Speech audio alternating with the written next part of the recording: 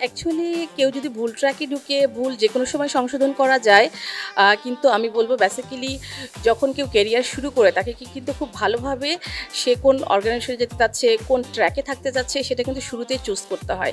কারণ একজন fresh graduate যখন তার কেরিয়ার শুরু করে প্রথম যে অর্গানাইজেশনে সেখানে যদি সে মিনিমাম কয়েক বছর স্টে না করে সেটা তার কেরিয়ারের জন্যই আসলে ভালো হয় না।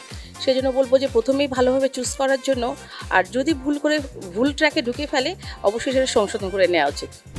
অ্যাকচুয়ালি আলহামদুলিল্লাহ আমি এখন পর্যন্ত যা ডিসিশন নিয়েছি মোটামুটি সঠিকই ছিল। তবে কিছু কিছু ক্ষেত্রে হ্যাঁ, ভুল যে হয়নি তা না, ভুল ডিসিশন হয়েছিল। তবে আমি রাইট টাইমে রাইট ডিসিশন নেওয়াতে সেটাকে আমি রেকটিফাই করতে পেরেছি। জেনজি সম্পর্কে আমি বলবো Gen Z is always best, but তারা ভীষণ অস্থির প্রকৃতির।